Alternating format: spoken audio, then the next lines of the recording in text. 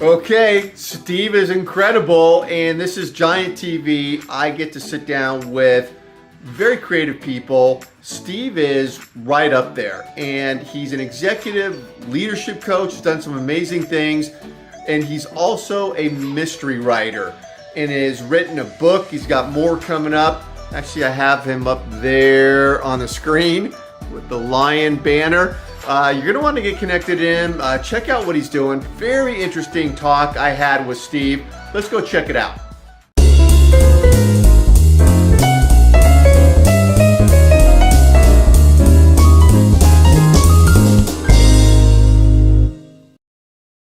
Hi, everybody. This is Paul Hitchcock, president and founder of Giant Jacks Media. Welcome to Giant TV.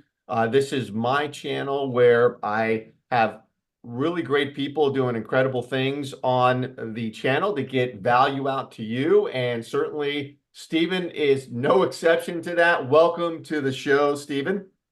Thank you, sir. Appreciate you Yeah. making time and having me on. Yeah, you got so much going on, and we've had a chance to talk offline. I want to get into it because I've got a fascinating story. First of all, I want to get to your book, but tell us how you got into your practice, and then let's get into the book and what's happening there. Yeah, I guess it morphed into, a bucket list item, frankly. I had ghost-written business correspondence throughout most of my career for different documents, executives, and so forth. And I thought that I had a pretty good way with a pen, and then combined that with my love of mystery thrillers.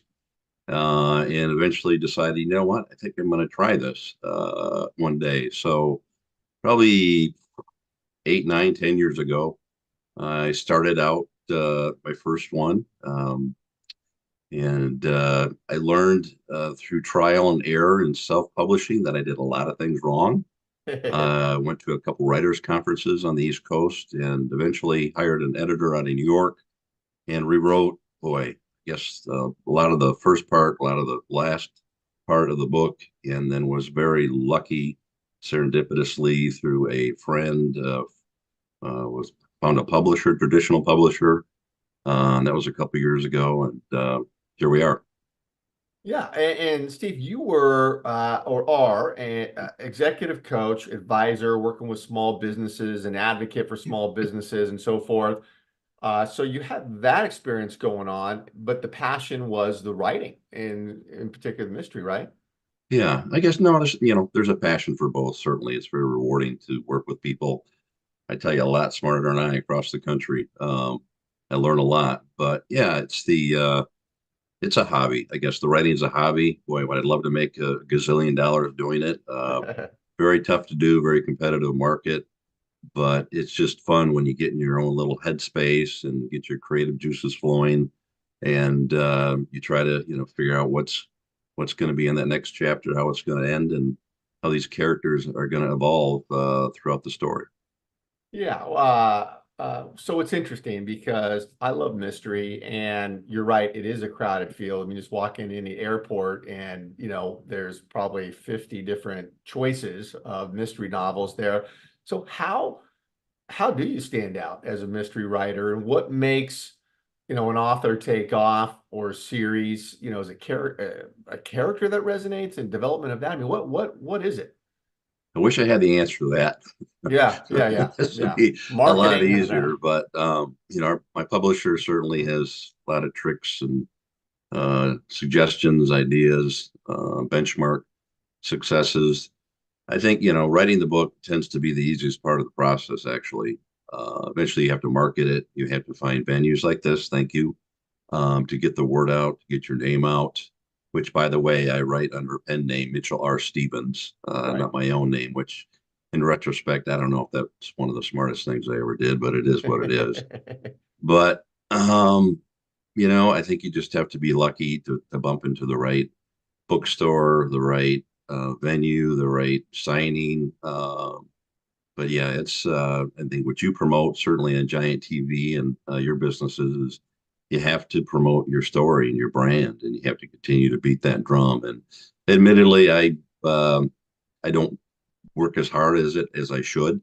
I enjoy the writing part. So I just finished just the second, and the series came out March of this year, and just started the third in the series, which would be the last in the Norse series. Again, it's a geopolitical mystery thriller, and then I got to figure out what's next. But yeah, it's fun. Oh, that's great. Well, you just reminded me. I found a series on, I think, well, it's on Netflix now, and it's a Sam Spade takeoff. He's in France, so he's moved over there and he's solving crimes over there. And anyways, it's a great series. I'm watching that right now. But so when you're Steve writing this stuff, I have a vision of what it takes to write a book. You're crammed in a room, shutting everything down, cranking away on the computer. Is that the way it's done, or Yeah, at what least is for it? me. I mean, initially I started out, okay, I'm going to do an outline, and then I'm going to build a profile, the personalities, the characters, and then it didn't work for me. I just kind of wing it, just kind of whatever comes to mind. And of course, the research, which is a lot of the work too. Thank goodness for the internet. I can't imagine what Jane Austen did back in the late 1800s. But the information is there at a fingertip, and a lot of the times the research will give you some ideas on maybe how to craft a plot and the subplot as you're working along. But no, I think you're right. You got to carve out a couple hours. That's what I try to do, at least an hour. And I may write 5 sentences, and I might write 5 pages. There's really no pressure or goal to do it. It's just make the time. And if you Hmm. invest the time, you'll at least get a couple words on paper. Before you start writing, do you have the whole story done and finished in your mind, or no? Not even close. Not Oh, even close. interesting, interesting. No, not even close. The only thing that I have done is pick a theme, if you will, for I try to relate the story to current events. For example, in the first one, ISIS or terrorism is a threat that the bad guy leverages or attempts to leverage in the first book. In the second book, it's the vulnerability of the U.S. power grid, electrical power grid, and again, the bad guy attempts to lever that to enforce his will. In the third book, I'm contemplating, or will I think it's pretty sure it'll be the seismic shifts and potential earthquakes, the west coast of the U.S. So we'll see.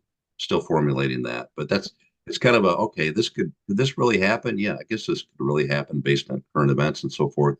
So I try to lend some credibility to the story.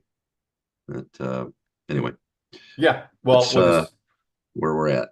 yeah, well, with the seismic shifts you're going to write about in on the West Coast, I'm in California. Don't kill me off, Steve. Keep me Yeah, around. right. At least not till this giant TV publishes this, or Exactly. Let's get this the out interview first. publishes, right? Oh, yeah, that's those are all great topics. So fun topics. I imagine that when you're writing the book, as you're talking, I was thinking about it, you have to love the writing process, I would think, because it's almost like you're going to play basketball or doing something you love because it takes so much time.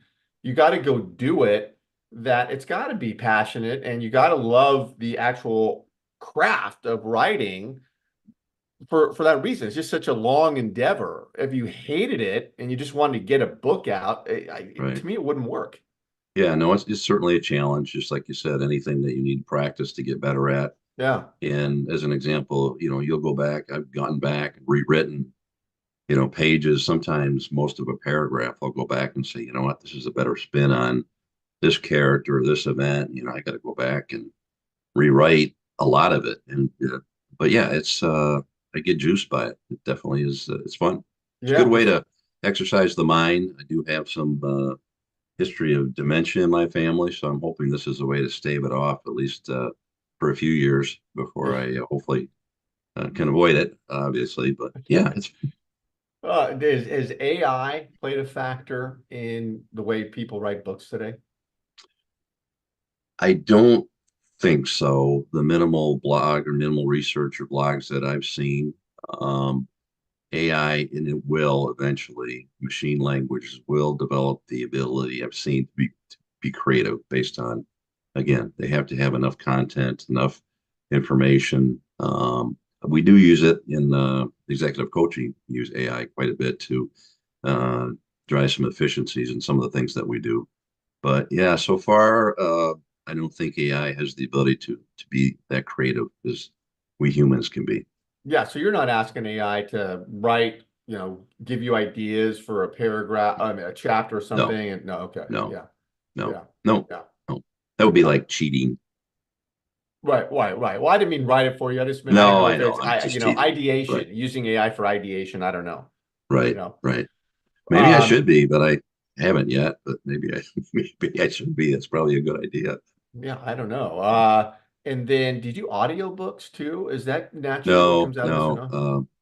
I've been accused of being having a face for radio, but actually took voice lessons a couple of years ago. Thought about doing my own audiobook, and then learned it's quite a lot of work, and not Seems ready to like step this. into that yet. But I've considered it.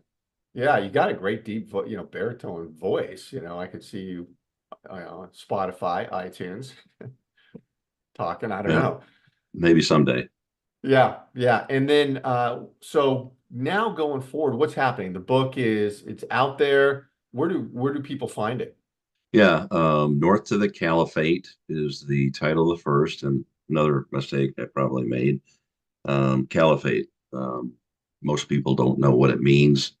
Um, so there's a little definition or overview of the word caliphate at the beginning of the book. Basically, it was originally the leader of the Muslim world back to Muhammad.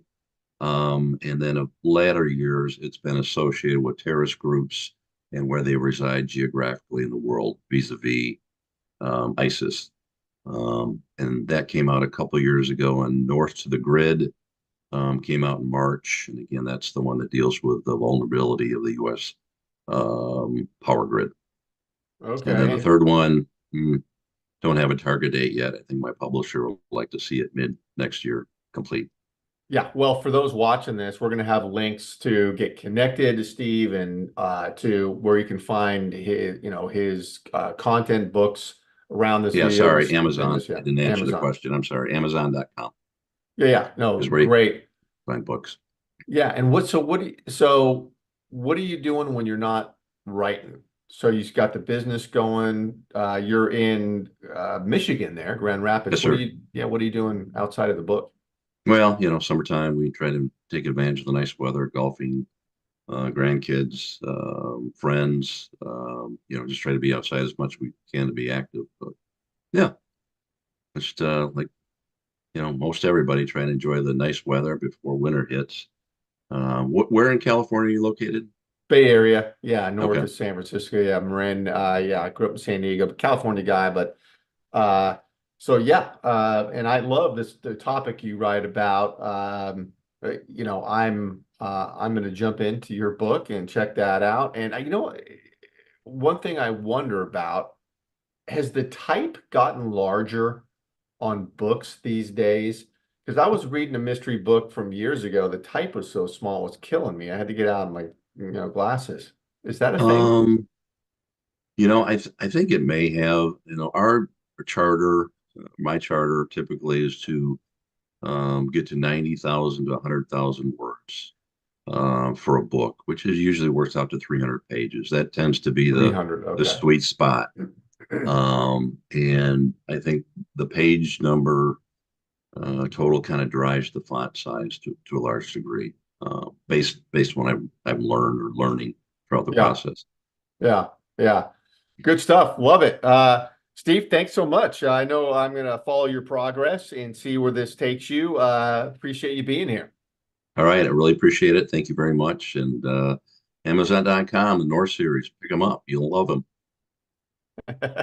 All right. We'll see you soon. All right, thank you.